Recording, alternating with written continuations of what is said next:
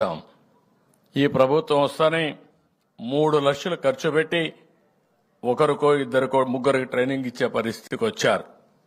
అంటే గిరిజనుల్లో ప్రతిభ ఉంది, ప్రతిభని సానబెట్టి బయట తేవాల్సిన అవసరం ఉంది. అలాంటి కార్యక్రమాలు చేయడంలో పూర్తిగా ఫెయిల్ అయ్యే పరిస్థితికి వచ్చారు. మీరు ఇక్కడే కాదు, అంబేద్కర్ ఓవర్సీస్ విద్యా విధానాన్ని పెట్టి గిరిజన పిల్లలకి 20 లక్షలు, ఆ ప్రాంతంలో 10 లక్షల డబ్బులు ఇచ్చి విదేశాల్లో బెస్ట్ యూనివర్సిటీస్ పంపించాం.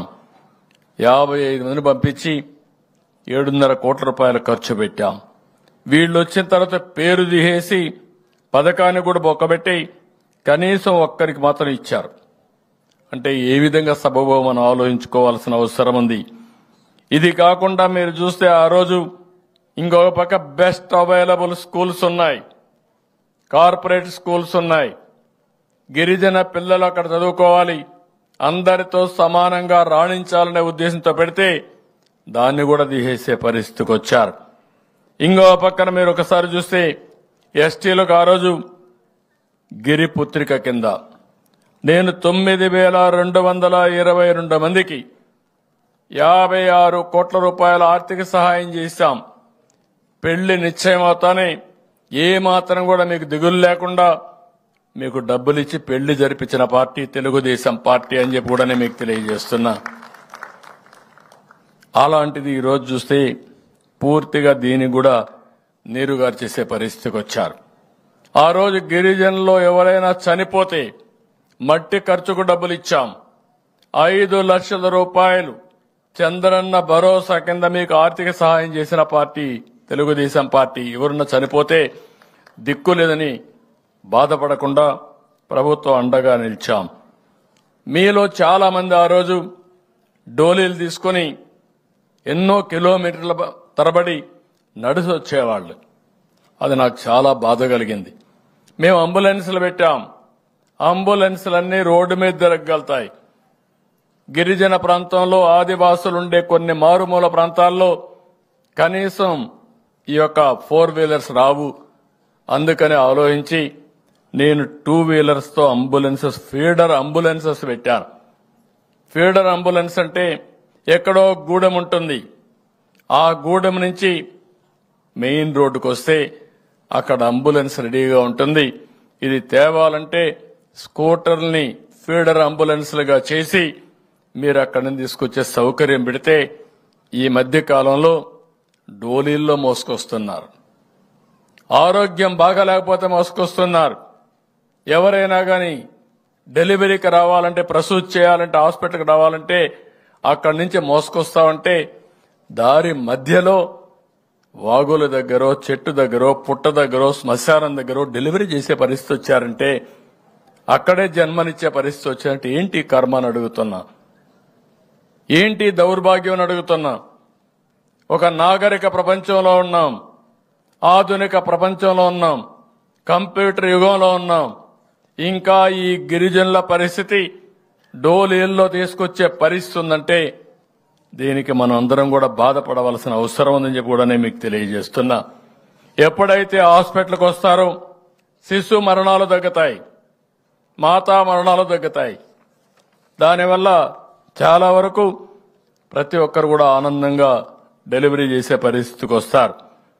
ఇంకొక పక్క నేను ఆ రోజు ఆలోచించాను, గిరిజనుల పౌష్టికాహారం తక్కువ ఉంటుందనే ఉద్దేశంతో ఆడబిడ్డలందరికీ కూడా పౌష్టికాహారం ఇచ్చాం. పిల్లలకు పౌష్టికాహారం ఇచ్చి ఫుడ్ బాస్కెట్ కింద ప్రత్యేక శ్రద్ధ చూపించాం. కడాన గిరిజన ఏరియాలో మస్కిటోస్ ఎక్కువ ఉంటాయనే ఉద్దేశంతో మస్కిటో నట్లు కూడా ఇప్పించాం. గిరిజనులో పౌష్టికాహారం ఉండదు కాబట్టి మీకు బలహీనం అవుతారు. అలాంటప్పుడు న్యూట్రిషియస్ ఫుడ్ కూడా ఇవ్వాలని అలాంటి వాళ్ళందరినీ ఆలోచించి ఆ రోజు మీకు అన్ని కూడా అందజేశాం. ఇవే కాకుండా ట్రైకార్ ద్వారా మీరు చూస్తే స్కిల్ డెవలప్మెంట్ కోసరం, ఉపాధి కోసరం, భూమి కొనుగోలు కోసరం 685 కోట్ల రూపాయలు ఖర్చు పెట్టాం.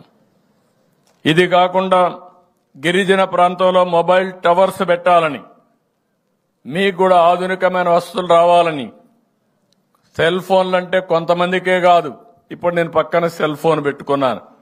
టైం చూసుకుంటున్నాను, వార్తలు చూసుకోగలుగుతున్నాను. ఇలాంటి వసతి గ్రామీణ ప్రాంతాల్లో, మారుమూల ప్రాంతాల్లో ఉండే ఆదివాసులు కూడా రావాలని తెలుగుదేశం పార్టీ సంకల్పం. ప్రపంచంలో జరిగే విషయాలు ఆ రోజుకు ఆ రోజు మీరు తెలుసుకోవాలి. టెక్నాలజీ ద్వారా పేదరిక నిర్మూలన సాధ్యం. అలాంటి దానికోసం ఈ పెడితే దీన్ని కూడా దెబ్బతీసే పరిస్థితికి వచ్చారు. నేను ఆ రోజు మీ అందరికీ ఉచిత కరెంట్ ఇచ్చాను. ఈ రోజు వీళ్ళని చూస్తే పట్టణాల్లో నివసించే గిరిజనులకు ఇచ్చిన కరెంటు కూడా తీసేసి జగ్జీవన్ జ్యోతి కింద ఇచ్చిన పథకాన్ని రద్దు చేసే పరిస్థితికి వచ్చారు. ఇంకో పక్క ఏజెన్సీ ఏరియాలో బాక్సైట్ తవ్వకాలను మనం నిలిపేస్తే వీళ్లు లేటరైట్ పేరుతో మళ్లీ తవ్వకాలు కూడా ప్రవేశపెట్టే పరిస్థితికి వచ్చారు. ఏదేమైనా నేను ఒకటే మీ అందరికీ హామీ ఇస్తున్నా, నేను ఈ 5 ఏళ్లలో నిర్దిష్టమైన విధానాల ద్వారా గణనీయంగా పేదరిక నిర్మూలన, ఆదివాసుల్లో తెచ్చే బాధ్యత తెలుగుదేశం పార్టీ తీసుకుంటాం, ఎన్డీఏ తీసుకుంటాం కూడా హామీ ఇస్తున్నా. నిన్నే ఒక రివ్యూ చేశా. ఆ రివ్యూలో చాలా స్పష్టంగా అధికారులు ఇక్కడే ఉన్నారు. డైరెక్టర్ ఉన్నారు, కమిషనర్ ఉన్నారు, సెక్రటరీ గారు ఉన్నారు, మినిస్టర్ గారు ఉన్నారు. అందరికీ ఒక దశ దిశ నిర్దేశించాను, వే ఫార్వర్డ్ ఇచ్చాను. పేరుకు కార్యక్రమాలు కాదు, ఫలితాలిచ్చే కార్యక్రమాలుగా ఉండాలి. మనం చేసే ప్రతి ఒక్క పని తద్వారా గిరిజనుల జీవన